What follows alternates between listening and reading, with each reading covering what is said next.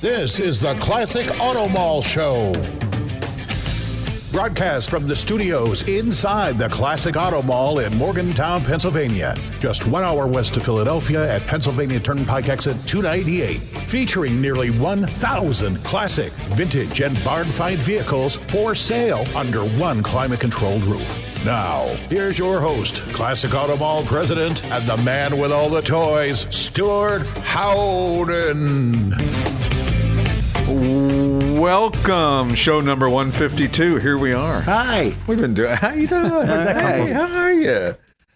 Show number 152. This is actually first air date will be August the 3rd, 2024. Can you believe this year? I mean, 7 months are gone. Yeah, 7 of 12 months are gone. Hard to believe it's August already. Yep. It'll be the day after my birthday. Oh, happy belated or early. Well, happy unbelated birthday, I guess. This is a time warp. The opposite of belated. We're going back to the future. We're back to the future. Yeah, I always love that. Speaking of Michael J. Fox. Yeah, speaking of, have we gotten any response from him in your little story? No. And when I say little story, I don't mean to be degrading. I just mean your little story. He is short. He is a short guy who has managed to overcome a horrendous disease for way longer than most people. I don't know, if there's some kind of special something that he, if there's experimental stuff that he does. But most people that get Parkinson's disease don't last more than about 4 or 5 years. Oh, is that right? Yeah, it seems to be anyway. And tune in again for Dr. Howden. We're rooting for you, Mike. Yeah, we absolutely are. And boy, it's been a long run of this. So he's had it for, 10 or 12 years at least, maybe more. Sure.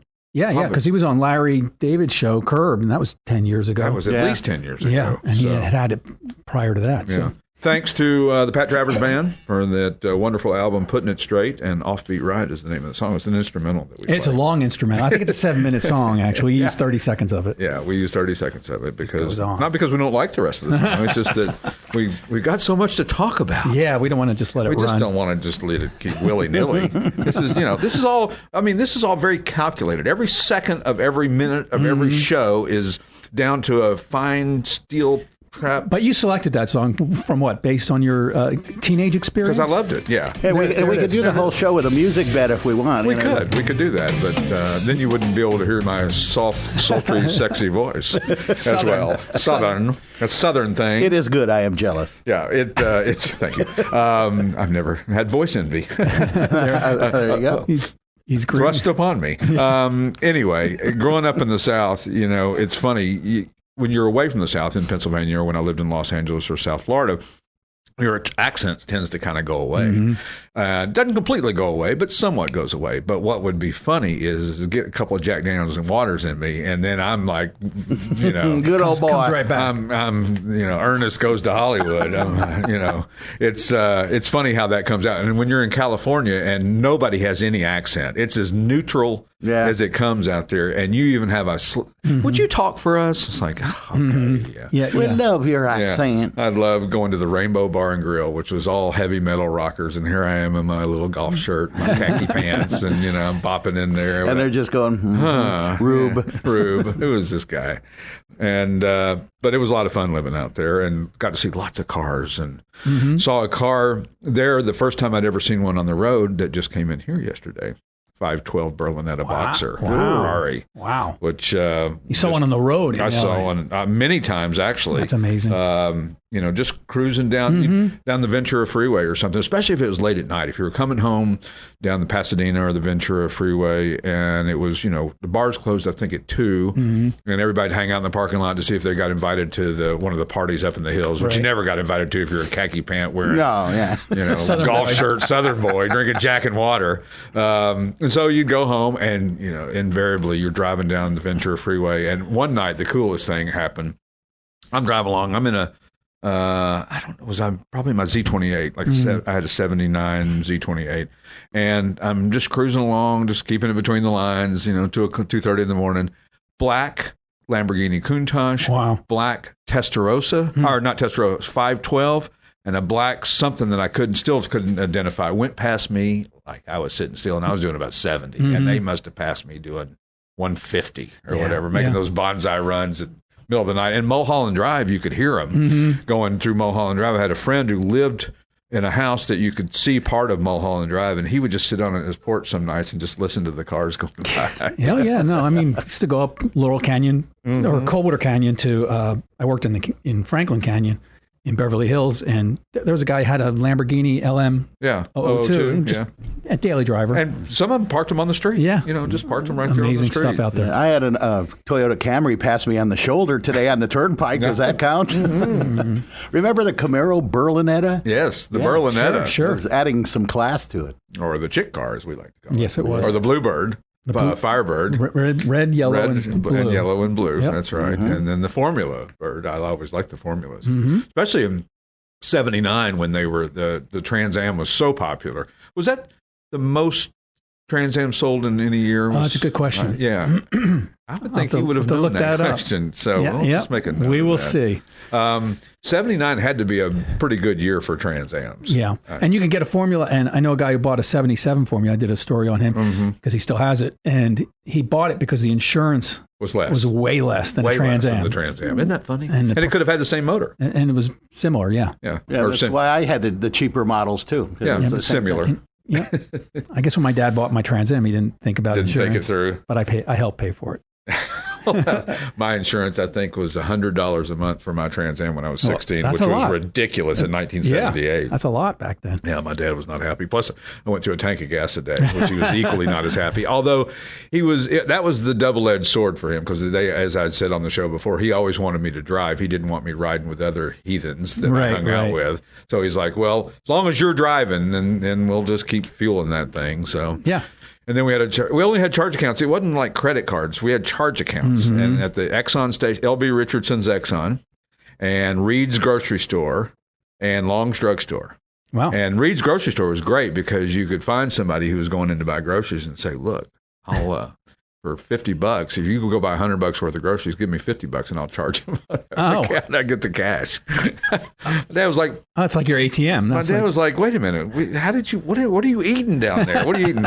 And of course, that was when Stouffer's had two of my favorite things to eat: lobster Newburgh and some kind of shrimp thing. It was Stouffer's frozen food, but lobster Newburgh. Wow, it was like $4.18, and my dad would just be livid over there. What do you eat? Lobster Newburgh? What he'd what be nuts? He'd be scanning the whole, those cheater glasses, scanning that whole thing. Strict. What's this? So you get them French bread pizzas. I'm telling you. Oh, those were good. Those were really good. Unless you burn your top of your mouth every time. Or the cheese goes in your mouth, but it's still halfway down your throat and not disconnected from the burning your anyway. chin. Nasty. Find us classicautomall.com on the website. You can sign up for our newsletter on there as well too. This really is a lifestyle show. We're trying a lifestyle. Well, we're trying to make it more car related. I'm trying my best. Our lifestyles don't sound that good to most folks, so that's the problem. Yeah. Ooh, that's fascinating, Stewart. What else have you done in your life that nobody cares about? Well, now tell us about the cars. Tell us about the cars. We just want to know about the cars. Where can you find us? How about Philadelphia's WWDB Talk 860, part of the Beasley Media Group, and also simulcast on HD2 97.5. That's Saturday mornings at 7 a.m., correct?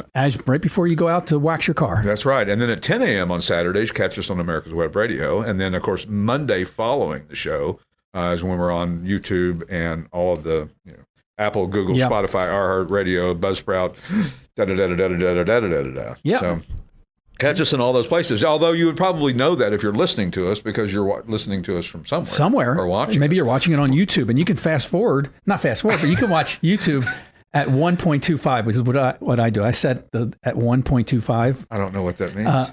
What do you call it? It speeds up the video. Like I watch a lot of videos, so I don't want to watch them at. So do I talk like this when it's going on? No, it's just subtle. It's subtle. I never knew 1.25. That's where to go. That's the way to go. That's the sweet spot. It takes 25%.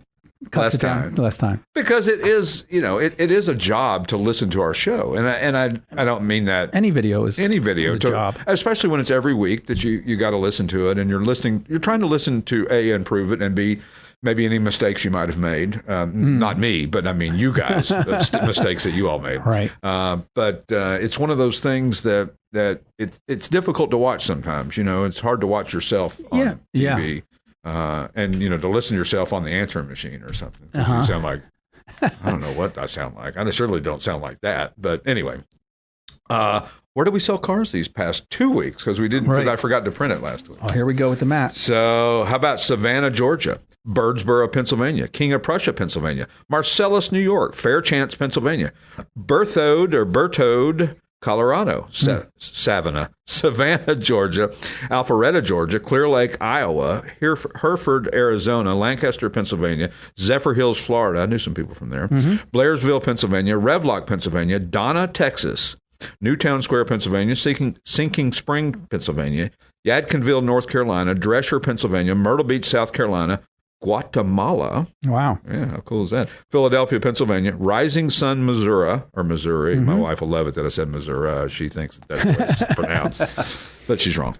Narbonne, Pennsylvania, Tampa, Florida, Staten Island, New York, and Kirkwood, Pennsylvania. And our listeners around the world won't care that you said Lancaster, except the folks listening locally. Did I say Lancaster? I do that. Lancaster. I will never get over that. I really have to think about it every time. After living in California, where it's Lancaster. Yeah, I lived in Lancaster, New York, a suburb of Buffalo. And Missouri is the same kind of thing. So 11 states and one foreign land or American protectorate, I think. A protectorate. You say Guam or Guatemala? Guatemala. Oh, no, that's Guam. That's a separate country. Yeah, that's its own country. Separate place. Guam would be the place you're referring to, and that is less vowels and syllables. Yes. Join us next time on Geography with Steve. And Steve will put the emphasis on the wrong syllable. I will. Every time. Every time. How many cars we got in inventory right now? Quit looking. I didn't even see it. 940. 925. I'm never quite right. Oh. That's why I don't win the lottery. Yeah.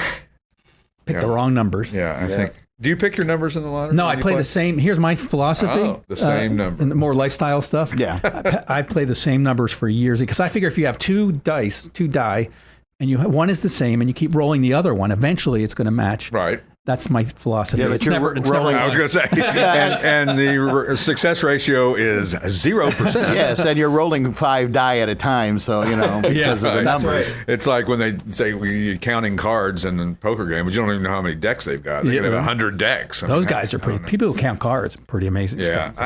Casinos frown on that, obviously. Obviously. For whatever. I have no idea how you would do it. I mean, I can't imagine trying to keep up with all that and remembering where you're at. I ran across this show called Fool Us with Penn and Teller. Right. Yeah. And there was a guy that did a card trick, and he fooled them. They thought they knew it until he got to one point, and he did a twist on it. Right. And they were like, "You lost us there." Right. Yeah, it's interesting, but and now they've got over at the casino here. They have a poker room now that they've just opened up. You've told me. I'm very excited about that. When you going? I don't know, but those were quite the scene in Vegas. Oh, they were really day. big, and still are. And it's interesting because I guess when you play poker against a poker room against the table, you're not really playing against the house, or you're not playing against a machine.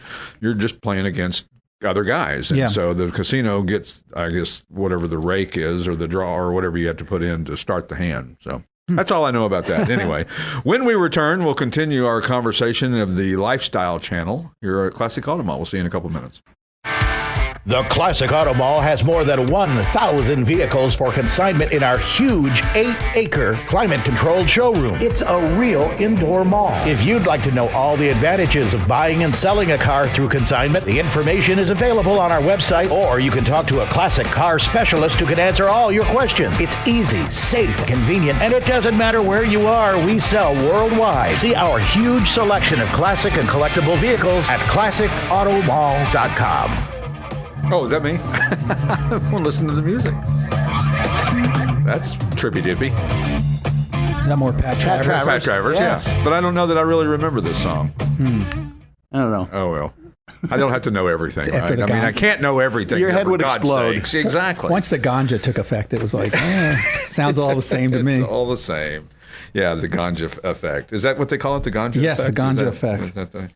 Or dad weed, they call it nowadays when they say that guys, because guys that grew up in the 70s, not me, but people that I know that grew up in the 70s, they were smoked weed. They always said that it was way stronger now than it was back then. Yeah, so it is. And they act like they're a big shot. Go, let me have some of that, you young whippersnapper, and then your head explodes. So apparently pretty potent. I don't know. I'm never into it. I'll stick with my red wine. There you go. I really like my red wine.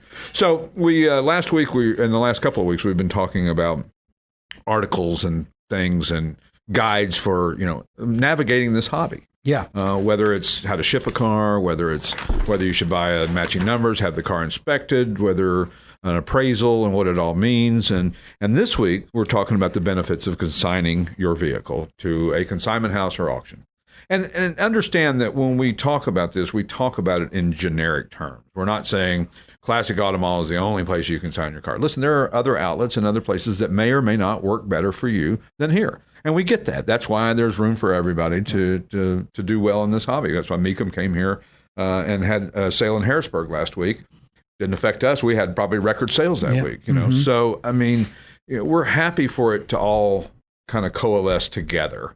But talking about the benefits of consigning your car, first of all, as we tell you all the time, selling your own car is a pain in the rear. And in today's busy world, time is our most valuable resource. There are plenty of things that you can do for yourself, but why? Right. I mean, can you wash your own windows? Sure. Everybody's busy. Everybody's busy. And so, it's like me. I miss mowing my yard, but I don't miss mowing my yard when it was 7:30 on a Wednesday night and I just gotten home and I got to get it done and it's going to be dark and, And so same with selling your own vehicle. You put it with somebody who knows what they're doing, who knows how to market it, because generally speaking, they're going to get you more money in your pocket than you could get if you sold it on your own. And you think, how is that possible? Well, it's the way you present it and the way that you put it out there we're on 65 websites that we pay for. That doesn't count the probably other 30, 40, 50 that are specialty sites that grab our stuff and put it on their sites as well, too. Can you do that on your own? No, you couldn't afford to be on 65 websites. So the strength in numbers in order to have your car out there in the market to everywhere, whether it's in Europe or South America or Asia or any of those places, you couldn't afford to do it on your own, or take the professional set of pictures, or do all the things that any consignment house or auction house. And what if you do get a thing from Europe? How do you know it's legit? How do you know how to ship it? How do you know those things that you don't regularly do? You don't, and that's the problem. And yes, could you fumble through it? Yes, and some people are good at it. I was on Hemmings yesterday looking at a particular car, and it was a individual private seller, not a dealer, selling the car, and they were very thorough. They had the sections like we do and lots of pictures and undercarriage pictures, and were very thorough and forthcoming. And I thought, this is great. The more that can happen, the more that it benefits this hobby, because nothing worse than somebody getting burned. And it doesn't matter if it's with us or with an auction house or another consignment house. You get burned, the whole hobby suffers, and that's everybody, feels the pain of that. And eBay used to be terrible at that back in the day, where you would just get all these scams and all that. But to JR's point, when you sell a car to a guy overseas, do you have any idea what to expect? You take a check. Do you let him take the car? How long are you supposed to let it clear for? What are the procedures? How do you fill out the title? How do you make sure that it gets titled in their name and it's not still in your name in a third world country and it is involved in some kind of international espionage? It's true. And if they offer more money and say, just send me the cash back, or extra $4,000 to my shipper, go ahead and send it to him. Yeah, and then, it's a nightmare. Put the lime in the coconut. And if something goes bad, how do you go after him? Sometimes you don't even know who do I call? What do I do? Yeah, it's like buying a car. Will you pay more if you buy a car from a dealer? Sure. Sometimes. However, at least you got somebody to go back to. That's right. You buy it from a guy on the side of the street. I mean, he could be gone. I mean, you don't know that. Yeah. And so, can you sell your own car? Yes. Should you sell your own car? No. Let somebody do it who does it for a living. And what will get you, like I said, is more than you would get on your own, and with a lot less headache. Just waiting for a phone call from us. And you can't just put a 2-sentence description out there like people used to do. Runs and drives great. Right. Red with a 4-speed. That means you really don't want to sell it. Yeah. Either one picture or 2 pictures in a short a grainy picture with half the car cut off. You're not serious. Or it's too far on top of the car, so it looks disproportionate. It's too bright. It's too bright. It's too light. It's too that. So, do you know how to decode the VIN number and the trim tag? Do you know what you're selling? Do you know that this is really a matching numbers car that you're selling? Have you done the research and homework to find out? And I'm not trying to be negative here. I'm just saying, have you done all these things? Because when you sell a car to somebody, you should be able to tell them without fear of repercussions, that this is what it is. And when we drill down with people, they say, oh, this is a matching numbers. This has got the original motor and the original transmission and the original rear end. How do you know that? Well, the guy I bought it from told me that. Oh, okay. Well, how did he know that? Yeah. Maybe it's true. Sometimes we get cars in here that say the consignor says they're matching numbers, and we have to let them know it's not matching numbers, or the vice versa, where they had no idea. That no idea. It may be. I don't know. It is, or maybe it's era correct or period correct. I mean, there's a lot of terminology out there, and people say, well, if you say it's era correct or believed to be original miles or this, then that's confusing to the consumer. And I argue that it isn't confusing to there are reasons for certain terminology. A resto mod is exactly what it is. It's a restored, modified from original vehicle, with usually a Camaro or a Mustang or a Firebird. There's all different terminology. A recreation means that you're making a tribute to a particular car. And normally those don't even have the original motor, so that really doesn't even matter. And there are serial numbers on engines and this is when we do it here. It's like you can narrow it down to the day that car was produced. Yeah, and what options it came with, and how many were built like that. I mean, a Marty report, which is all Ford products that Kevin Marty produces for Fords, and I recommend if you've got a high dollar Ford, reach out to Marty and get a Marty report. Yeah, it doesn't have to be a Mustang. It could be any. No, it doesn't have to Ford. be a Mustang. Any Ford from the 60s, 70s, and beyond. 80s, yeah, I think so. I think even so. But get that. But back to what we were talking about. We've got the resources to really to put your car in the best or vehicle in the best possible light to the most amount of people at the most cost-effective way. Right. And you don't pay an upfront fee for your car to be here. You don't pay anything up front. We only get paid when it sells. We are starting a new program that we'll talk about next week. They'll say that so hatefully. Okay. I thought you were talking about it today, but no, we can wait until next week. I want to keep people hanging. Yeah. Next week, new program we're going to talk about. Benefits of consigning your vehicle. You want to stay home on Saturday nights? You're going to have to, because people are going to be calling you. And put it on, any of these generic sites that are out there where you can sell things like the old Bargain Trader of the days. Remember the bargain? I used to love to get the Bargain Trader. That was so great. What do we have? Anyway, there's every community has those freebies. Yeah, but now there's ones that are national online, and those can be quite annoying. Yeah, when you put your stuff out there. So and here's the problem: the guy's going to show up. The buyer's job is if he shows up. If he shows up, he says he's going to show up, and he doesn't. But if he shows up, he's going to pick apart your car, because that's what he's supposed to do. He's supposed to tell you every reason why he's not going to pay you as much as you want to pay. And you can get offended by that and tell him to get the hell off your property. With us, we don't have that emotional connection to. Well, some of the cars we have emotional connection to, just because we're such car junkies. But we don't have that emotional connection to the car because we didn't build it. We didn't have anything to do with it. And you say, well, then what makes you guys more the expert to sell it? Listen, we drill down with the consignor on what it is and what it isn't, and everything that they know about it. So when you talk to us about a car, you're not getting any less information than if you were talking to the guy who built it, or the guy who bought it built, or the guy who bought it brand new, because we drill down, and you can tell that in our descriptions. I mean, we go deeply into these things and really make sure that we say what we're doing. And what happens if the guy shows up with cash? Do you have a money counter? Do you have a pin that for counterfeit? Do you know all that? No.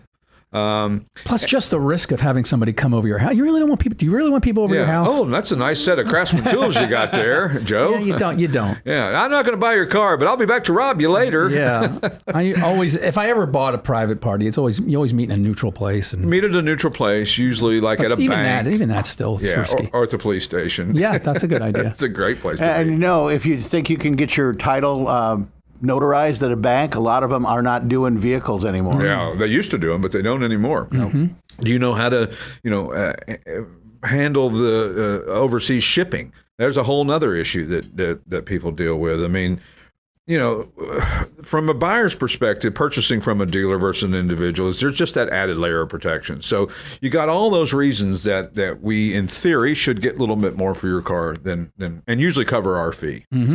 So just be aware of that, and don't get yourself in a box with trying to do it on your own to try to save a few dollars, and it ends up costing you a lot more money when something happens fraudulent or even worse. So that's my lesson for the day. Very good. Yes. Excellent. That's a wrap. Yeah, we get an A on that, right? That's good. Some of the new arrivals this past couple of weeks. How about the 2010 Chevrolet Camaro 2SS Coupe?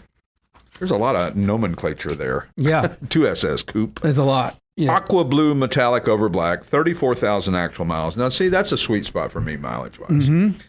If you got 5,000 miles, you better not be driving it or less. And although where the Aston's going to turn over to 5,000. Yeah, it probably already has. But with the 30,000 miles, you can drive it and enjoy it and not hurt the value by putting a few extra miles.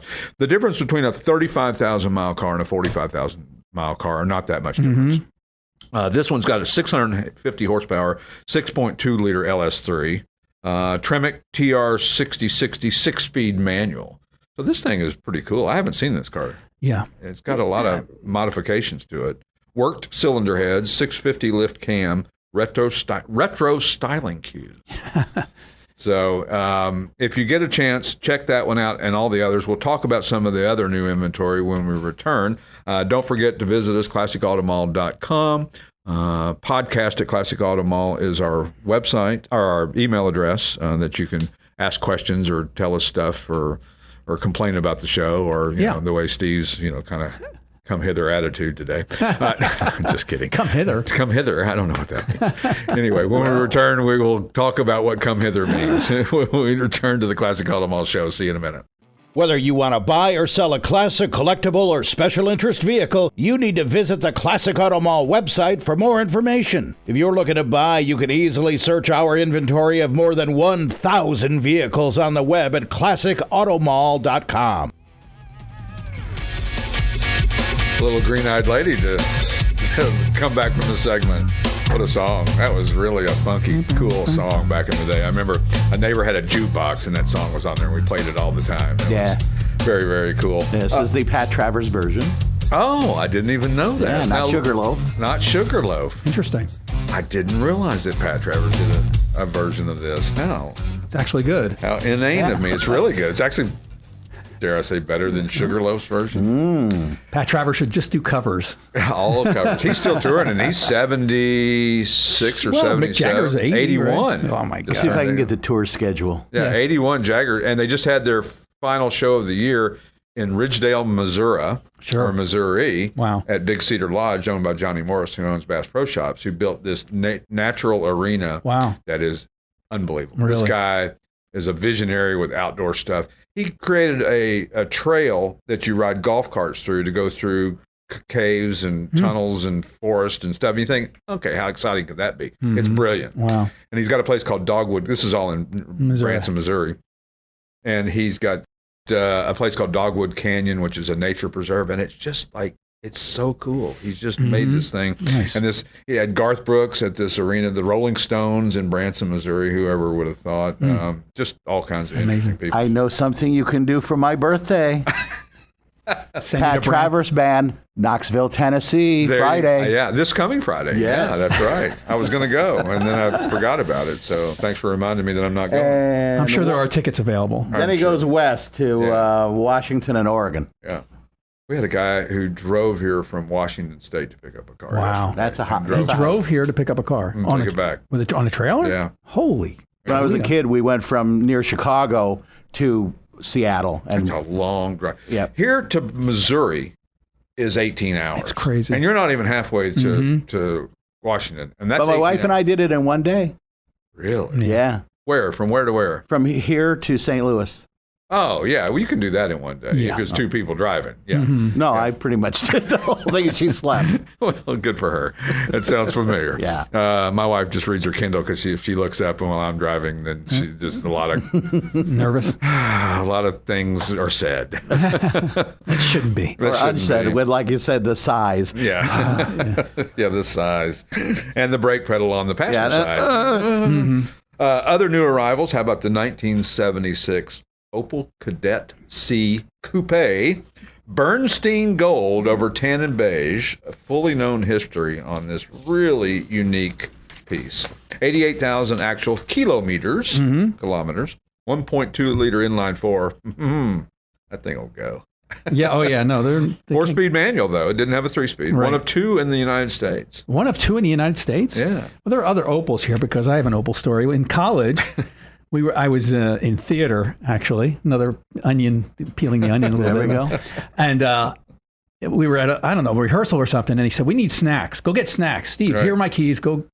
And it was an Opel Kadett of some kind. Right. Were you the newest guy? No, I don't know Were you why. the low man on the totem pole? Probably. We were freshmen. Yeah. Oh, gotcha. Yeah, of course you went. Yeah, and he was a senior, and he said, "Here's take my Opel and go get us snacks at Circle K or whatever." What snacks did you get? I don't remember, but it was a stick. I got in the car. It was a stick shift. And you never driven one, and I learned that night. So you just I winged it. You winged Made it it. work. I mean, I've seen it done. Is it winged it or wung it? I don't know. I done winged it. Winged it. I won. And I went in, and from then on, I learned. Now, another college colleague or friend had one of those Volkswagens that had the auto shift or whatever. Was that like Auto a stick. 412 or something? Or It was a Beetle. a Beetle with an auto stick. Yeah, you didn't have to no clutch, so you just shift. So you can feel like you're shifting. Right. Yeah, well, which a lot of automatics have now. Yeah, Right. with Which I kind of don't PDK get the and all point.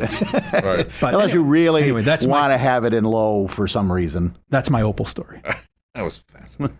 So I want to know the snacks. I'm going to need you to really rack your brain and know what the snacks are. 1983. What were the big snacks? Doritos, Ho-Hos, and Fritos, and this all was those Utah, guys. so there was no. My first wife got one of it was a Buick Opel. Yeah, that's right. Yeah.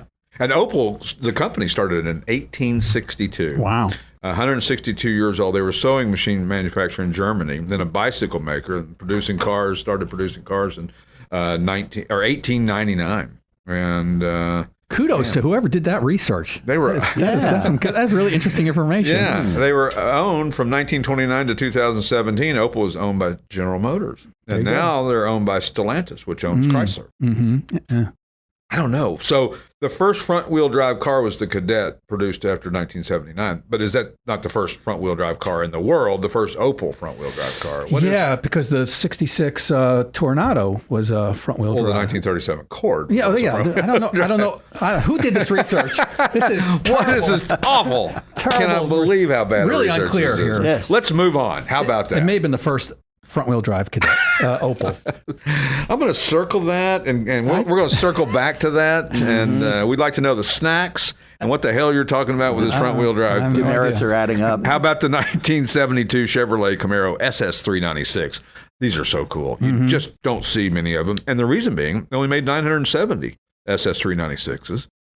It's got an era-correct 402 cubic inch. What does that mean? That means it's not the original motor, but it would have come out in that same time frame as that car. It could have been in this car. It just wasn't. A Holley Sniper electronic fuel injection, which I'm kind of digging these days. That's a pretty cool setup. Holley has made carburetors for a gazillion years, and they've always been one of the most popular carburetors in the hobby. I mean, you get drag racers who use the Demons and all those other things. But the Holley Sniper EFI is an electronic fuel injection that looks like a carburetor. Yeah, and it's tunable, and it's easy, and no muss, no fuss. Yep.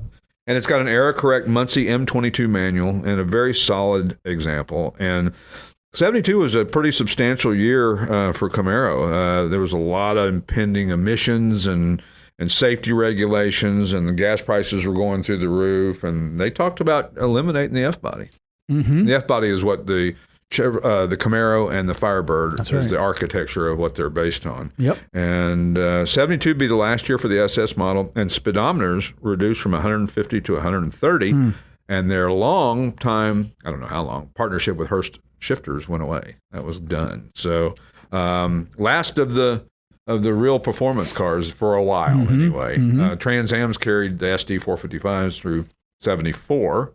And then 75 was kind of a down year for Trans Am. Hit the malaise period. It started to hit the malaise. And then 76 was the last of the 455 4-speed you could get in 76, and that was a great car.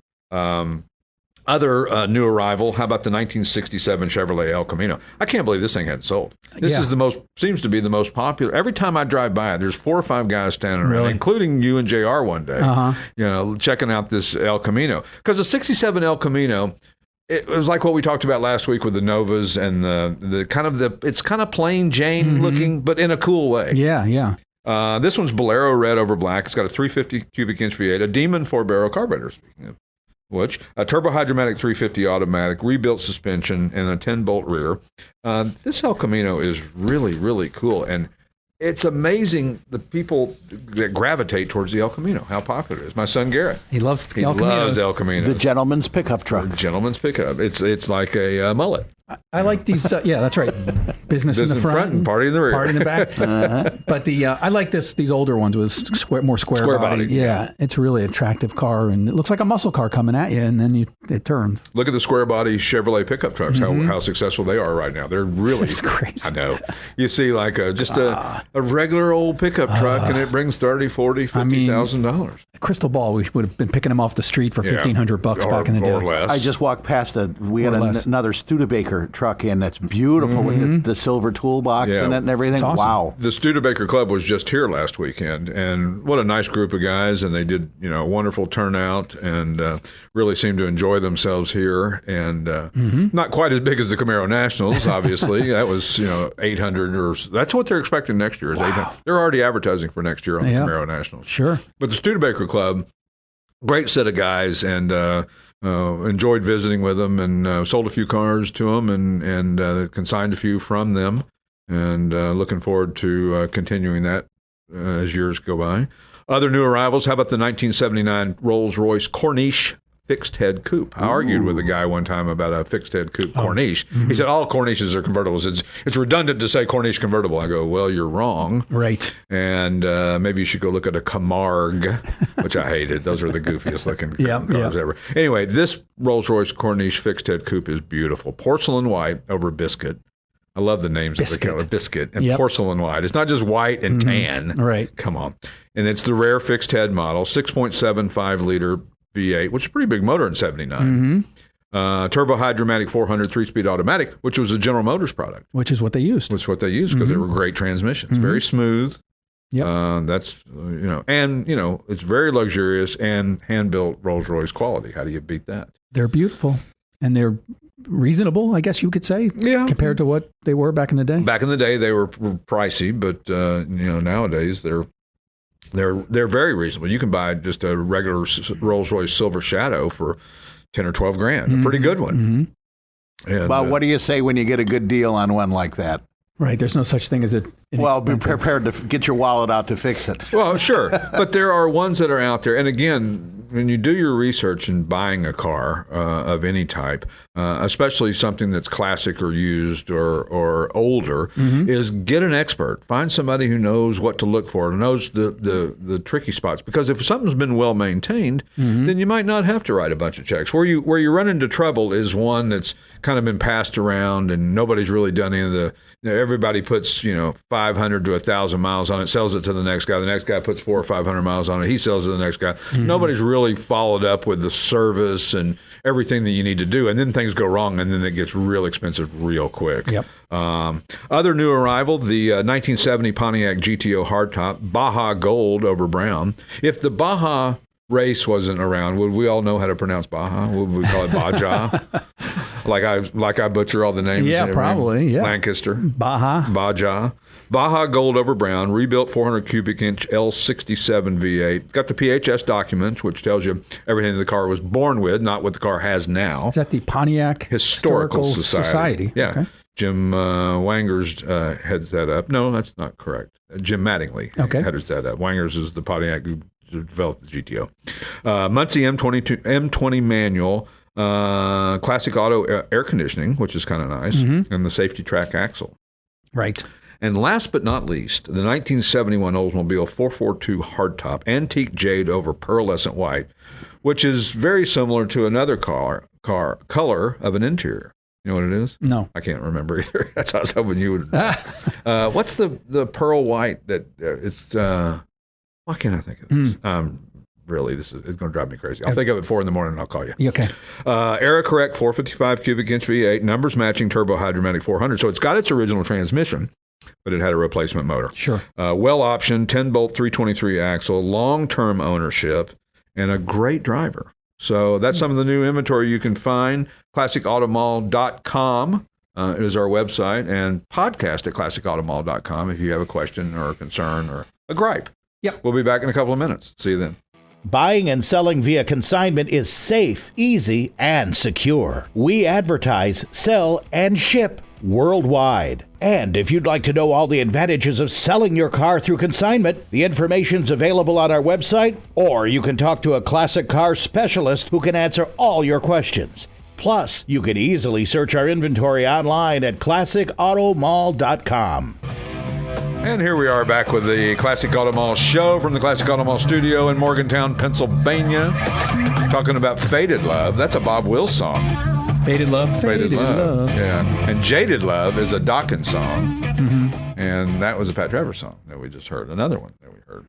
So last week, or the week before last, was it the week before last, we talked about boat names for my boat, which I still don't have. Last week or week before? So I still don't have those boats. 2 weeks. I don't know what's taking so long, but I'd like to have my boat. It's going to be winter. Oh.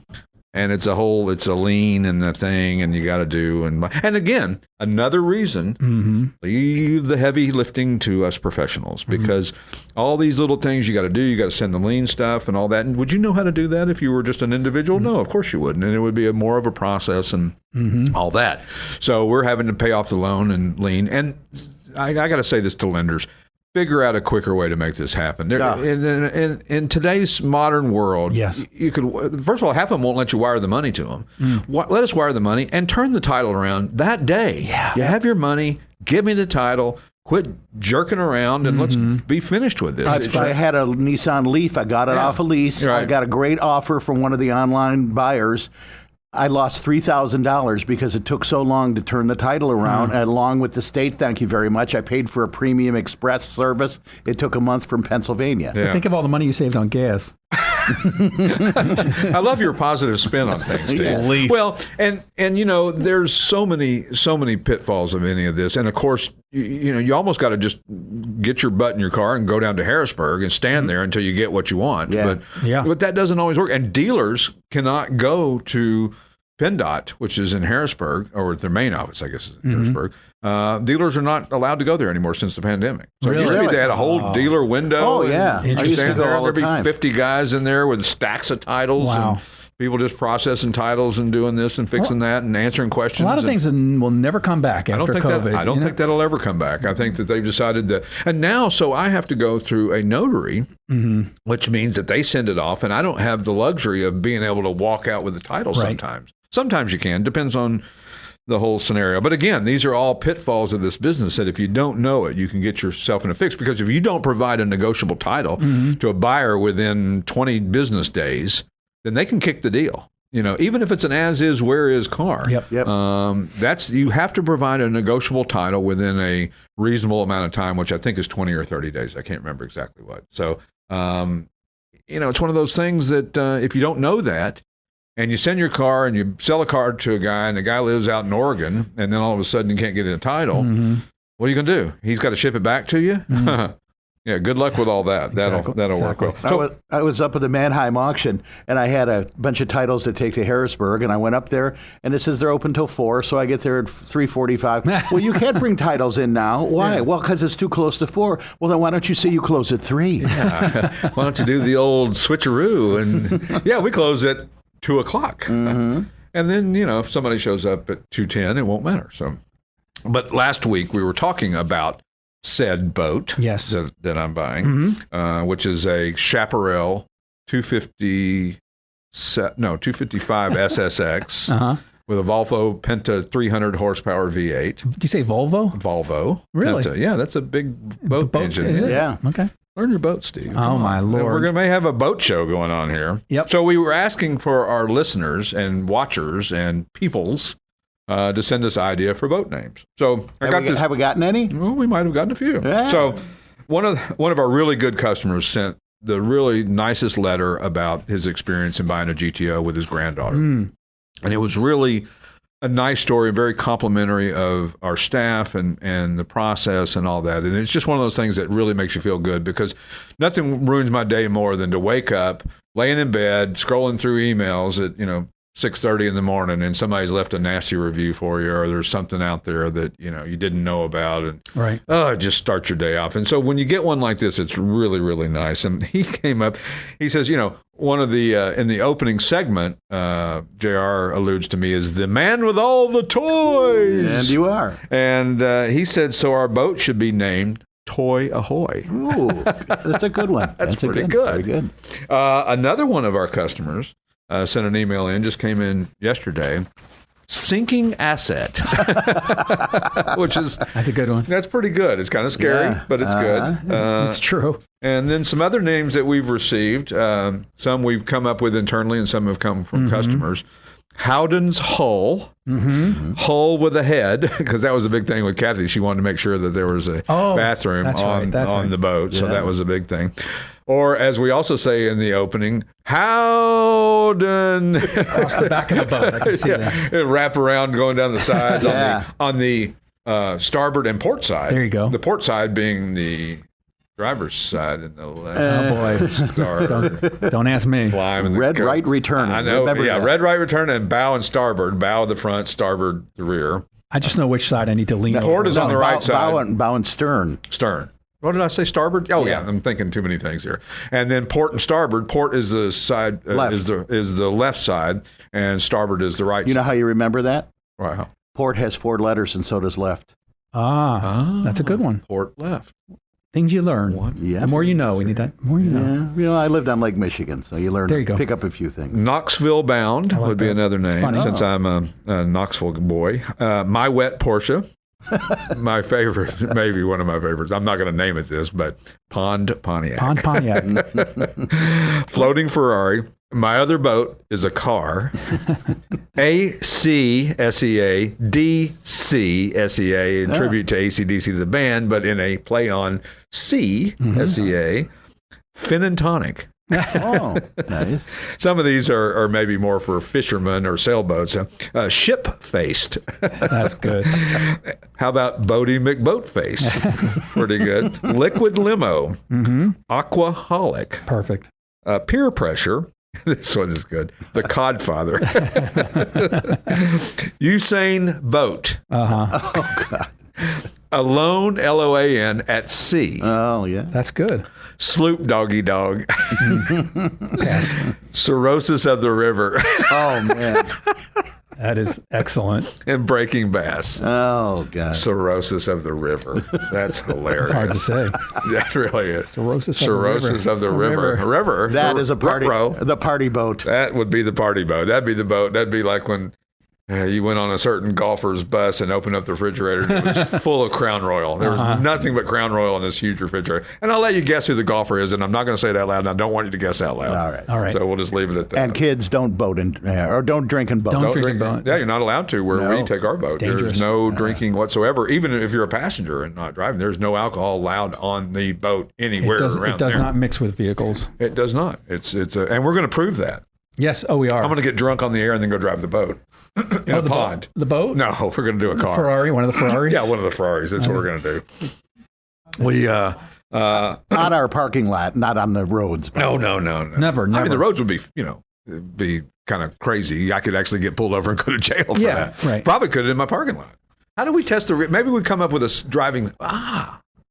driving simulator. Yeah. Because I have one at the house. Could do that. We could go to my house. We could film me drinking and driving the simulator and see what my times become. Oh, that would be good. That might be the one. I saw the new Corvette ZR1 is soon to be released. Yes. 1,000 horsepower, twin turbo, 820 pound-foot of torque, 5.5 liter flat crank twin turbo beast. Amazing. With 1,000 horsepower at 7,000 RPM. Wow. So you think, oh my God, how much is that going to be? Well, the guesstimate is $185 for a Corvette. Okay. And you say, boy, that seems like a lot of money. And it is a lot of money until you realize that the Lamborghini Revolto has the same horsepower, basically the same top speed, and its list price is $980,000. What a Revolto development. Yeah. And the cool thing on the ZR1, it has a split window in the back over the engine compartment. Oh, it does? Well, it's not a window. It's a window into the engine, but it's got the split down the middle. A little... a la 1963. Yeah, tip of the tail fin. Tip of the tail fin. Oh, and this is so important, and I forgot to talk about it last week. Steve Magnante, our friend who you see on Barrett-Jackson, he's the spec guy, and he's our Justin. What Justin does here is what Steve Magnante does for Barrett-Jackson on television. And had encephalitis, and medical bills caused him, he had to sell his cars and his house. Yes. And he's got permanent nerve damage, but he's back to doing some videos on Facebook. YouTube. Yep. And he's raised his GoFundMe page as of last night, $431,999. Is that right? Yeah. Wow. Good. And I don't know how you find GoFundMe. I mean, I've got this whole long drawn out GoFundMe.com//F/ If you Google Steve Magnante GoFundMe, it'll pop up. Yep. But if you find it in your heart, this is a great guy who suffered some really terrible luck. And he's a younger guy. He's not that old. We're exactly the same age, actually. Exactly. So 59. 59. Yeah. You're that old. He's a year older than me, actually. Wow, I didn't realize you were so old. Mm-hmm. I have to start looking for your younger replacement. I'm young. I like the way that trailed off. Yeah, Randy's in the wings here. Yeah. Young at heart. Randy's like, you feeling okay, Steve? Everything okay? I'm fit as a fiddle, so I'm not going fitter anywhere. Than a fiddle. Although I sit around a lot and write, so gaining weight. The cardiologist said, I told you, he said in front of my wife, you need to start exercising. I'm like, could you not have said that in front of her? Depends on what kind of exercise you're talking about. Is everything okay at home? Well, she's sitting right there. When they ask you that question, are you in danger? Yeah, I hate that. Do you feel? I mean, I don't hate it. Let me. I don't want to get people upset. Listen, I get it that there's people that have terrible situations that get away with. It's just a weird question that they ask you, and they never used to ask you that. No, that's right. And they don't just ask you, "Are you okay?" I mean, there's like a whole series of questions that they ask you that your doctor never used to ask. That's right.